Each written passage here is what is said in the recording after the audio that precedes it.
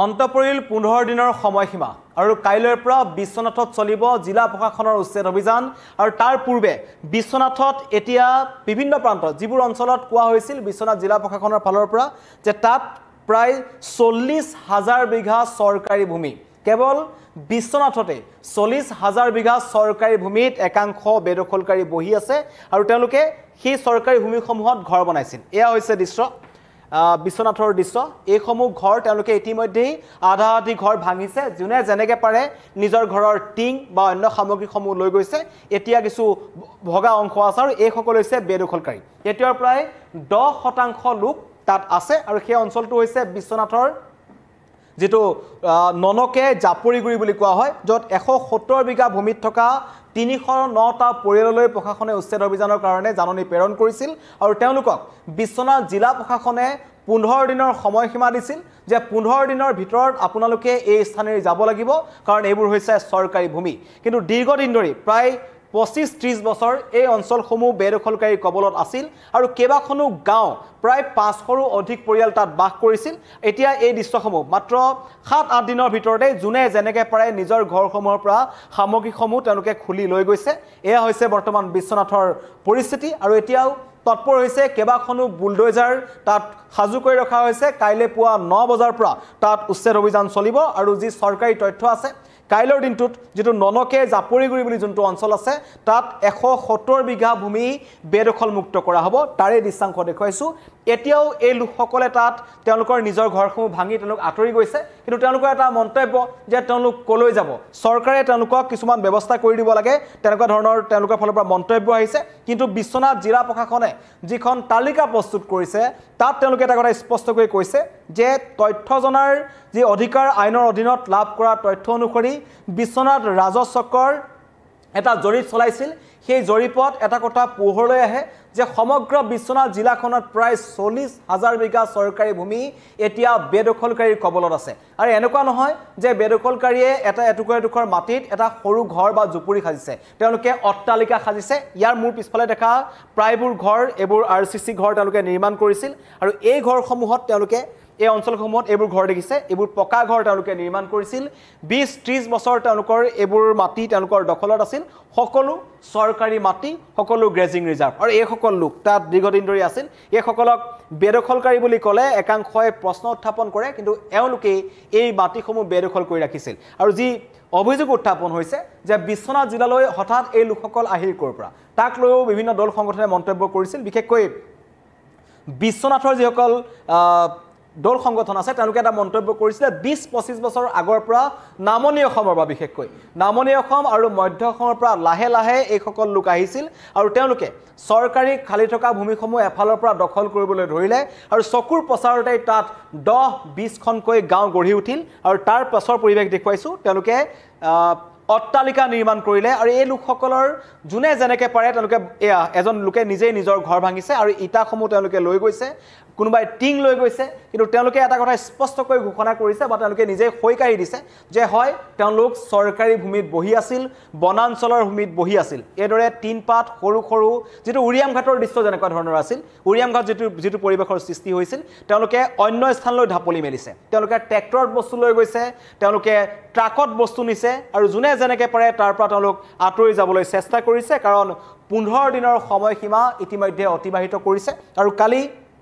কাইলৰ দিনটোত তাত কটকটীয়া নিৰাপত্তাৰ মাজত উচ্ছেদ অভিযান চলিব ইতিমধ্যে আৰক্ষী প্ৰশাসন তাত হস্তম হৈ আছে আৰু এটা কথা কোৱা হৈছে যে নামনি অসমৰ দৰে পৰিৱেশৰ সৃষ্টি হ'বলৈ দিয়া নহ'ব তাত কোনোবা অন্য দল সংগঠন গৈ যদি ৰাজনীতি কৰিবলৈ চেষ্টা কৰে বা দল সংগঠনে বা এই সকল লোকক যদি উচতাবলৈ চেষ্টা কৰে কঠোৰ হাতেৰে দমন কৰা হ'ব আৰু কালিৰ দিনটোত যি তথ্য আছে 309টা পৰিয়ালক উচ্ছেদ কৰা হ'ব 309টা পৰিয়ালৰ প্ৰায় 200টা পৰিয়াল ইতিমধ্যে তাৰ পৰা আঁতৰি গৈছে যি বাকি থকা পৰিয়ালসমূহ আছে তেওঁলোকো আজি যাবলৈ যুঁজা চলাই আছে কিন্তু এখন ভয়ংকৰ ছবি বেদখলকাৰী দখলত কিমান চৰকাৰী ভূমি আছে তাৰ এখন ভয়ংকৰ ছবি বাৰম্বাৰ উন্মোচিত হৈ আছে আৰু এই সময়ছোৱাত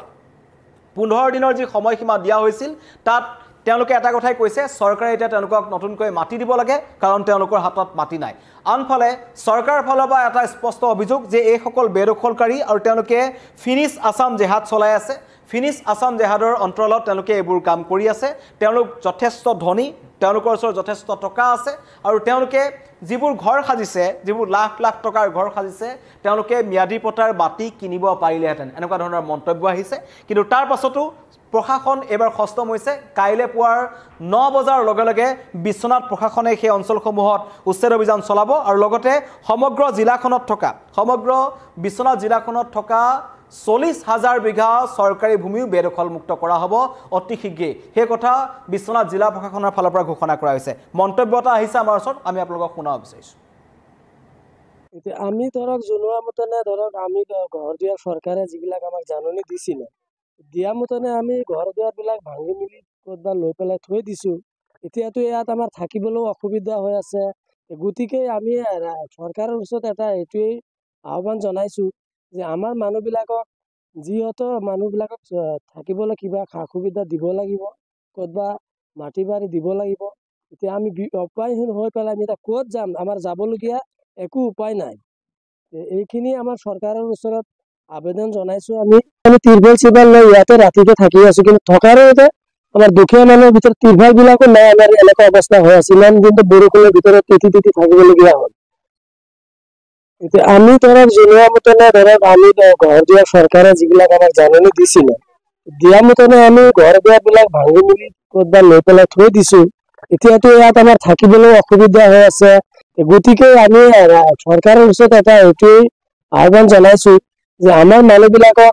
যিহেতু মানুহবিলাকক থাকিবলৈ কিবা সা সুবিধা দিব লাগিব ক'ৰবাত মাটি বাৰী দিব লাগিব এতিয়া আমি উপায়হীন হৈ পেলাই আমি এতিয়া ক'ত যাম আমাৰ যাবলগীয়া একো উপায় নাই এইখিনি আমাৰ চৰকাৰৰ ওচৰত আবেদন জনাইছোঁ আমি তিৰপাল চিৰপাল লৈ ইয়াতে ৰাতিকে থাকি আছোঁ কিন্তু থকাৰো আমাৰ দুখীয়া মানুহৰ ভিতৰত তিৰপালবিলাকো নাই আমাৰ এনেকুৱা অৱস্থা হৈ আছে ইমান দিনটো বৰষুণৰ ভিতৰত তিতি তিতি থাকিবলগীয়া হ'ল বেদখলকাৰীসকলৰ মন্তব্য শুনিলে তেওঁলোকে চৰকাৰক আহ্বান জনাইছে যাতে তেওঁলোকক নতুনকৈ মাটি দিয়ে কিন্তু চৰকাৰে এটা কথা স্পষ্টকৈ কৈছে যে এই সকল লোকৰ কোনো বুজা অসম চৰকাৰে ল'ব নোৱাৰে তেওঁলোক য'ৰ পৰা আহিছিল তালৈ গুচি যাব লাগে কিন্তু উৰিয়াম ঘাটৰ উচ্ছেদ অভিযানটোৰ পাছত এটা কথা স্পষ্ট হ'ল যে উৰিয়াম ঘাটৰ পৰা যিসকল লোক ওলাই আহিছিল তাৰ পৰা যি প্ৰায় 1000-2000 সৰু সৰু গাড়ী লৈ তেওঁলোক ওলাই আহিল ৰাজ্যৰ বিভিন্ন প্ৰান্তত প্ৰৱেশৰ চেষ্টা কৰিছিল হুজাইত অনুপ্ৰৱেশৰ চেষ্টা কৰিলে নাগালেণ্ডত তেওঁলোকে প্ৰৱেশৰ চেষ্টা কৰিলে কলিয়াবৰ সামগ্ৰী আদি অঞ্চলত তেওঁলোকে প্ৰৱেশৰ চেষ্টা কৰিলে কিন্তু সেই সকল লোক 20-25 বছৰ আগতে ঢিং মৈৰাবাৰী লাহৰীঘাট এই অঞ্চলসমূহৰ পৰা গৈছিল আৰু তাত উৰিয়াম ঘাটত তেওঁলোকে এখন কলা সাম্ৰাজ্য গঢ়ি তুলিছিল অনুৰূপ ঘটনা বিশ্বনাথ জিলাতো এইসমূহ দৃশ্যই বহু কথা কয় য'ত পকা ৰাস্তা আছে তাকো বহু লোকে এইটো অভিযোগ উত্থাপন কৰিছে যে এইসমূহ লোকক ইয়ালৈ অনা বা তেওঁলোকক আনি তাত ঘৰ সাজিবলৈ অনুমতি দিয়া লোকসকলৰ বিৰুদ্ধে কঠোৰ ব্যৱস্থা গ্ৰহণ কৰিব লাগে আৰু লগতে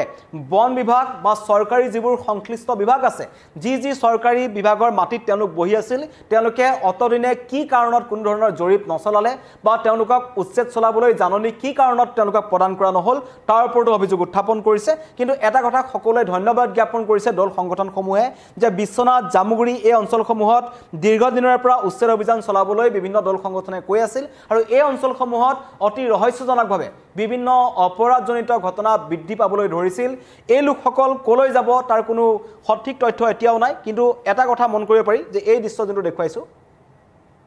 এই ঘৰটোলৈ মন কৰক এই অঞ্চলসমূহত বহুত ডাঙৰ ডাঙৰ 2-3 মহলীয়া ঘৰো কিন্তু ইয়াত আছিল আৰু এই সকলো বেদখলকাৰীয়ে নিৰ্মাণ কৰিছিল এই ঘৰটো মন কৰক এই ঘৰটো এটা ছট দিয়া ঘৰ এই ঘৰটো নিৰ্মাণ কৰিছিল এতিয়া টিংপাত তাৰ পৰা খুলি লৈ গৈছে কিন্তু এই সকল বেদখলকাৰীৰ হাতত ইমান টকা কেনেকৈ আহিল তেওঁলোকে কেনেকুৱা ধৰণৰ ব্যৱসায় তাত কৰি আছে যেহেতু উৰিয়াম ঘাটত সুপাৰী সিন্ডিকেটৰ কথা কোৱা হৈছিল বিভিন্ন ধৰণৰ অস্ত্ৰ সৰবৰাহৰ কথা কোৱা হৈছিল বিভিন্ন ধৰণৰ অপৰাধজনিত ঘটনাত এই সকল লোক জড়িত আছিল বুলি কোৱা হৈছিল কিন্তু এই বিশ্বনাথৰ যি ননকে জাপৰিগুৰি অঞ্চল আছে য'ত 170 বিঘা ভূমিত কাইলৈ পুৱা 9 বজাৰ লগে লগে প্ৰশাসনৰ বুলডোজাৰ চলিব তাত এই লোকসকলে ইমান ডাঙৰ ডাঙৰ ঘৰ কেনেকৈ নিৰ্মাণ কৰিছিল আৰু চৰকাৰী মাটিত সেই ঘৰসমূহ কিয় নিৰ্মাণ কৰিছিল কোনে তেওঁলোকক নিৰ্মাণ কৰিবলৈ কৈছিল তাৰো তদন্ত হ'ব লাগে বুলি বিভিন্ন দল সংগঠনে মন্তব্য কৰিছে কেৱল বেদখলকাৰী খেদিলেই নহ'ব সমগ্ৰ ঘটনাৰ তদন্তও কৰিব লাগে বুলি ইতিমধ্যে মন্তব্য কৰিছে কিন্তু চৰকাৰ প্ৰশাসনে নিজৰ কাম কৰি গৈছে আৰু মুখ্যমন্ত্ৰীয়ে কালি দিনটোতে এটা কথা স্পষ্ট কৰি দিছিল যে ৰাজ্যত উচ্ছেদ অভিযান অব্যাহত থাকিব আৰু আমাৰ এই প্ৰচেষ্টা চলি থাকিব কোনো কাৰণত ৰাজ্যত উচ্ছেদ অভিযান বন্ধ নহয় তাৰেই যেন প্ৰমাণ পোৱা গ'ল কাৰণ বিশ্বনাথত কাইলৈ পুৱা 9 বজাৰ পৰা চলিব প্ৰশাসনৰ উচ্ছেদ অভিযান লক্ষ্য থাকিব 170 বিঘা ভূমিৰ 309টা পৰিয়ালক উচ্ছেদ কৰা ধন্যবাদ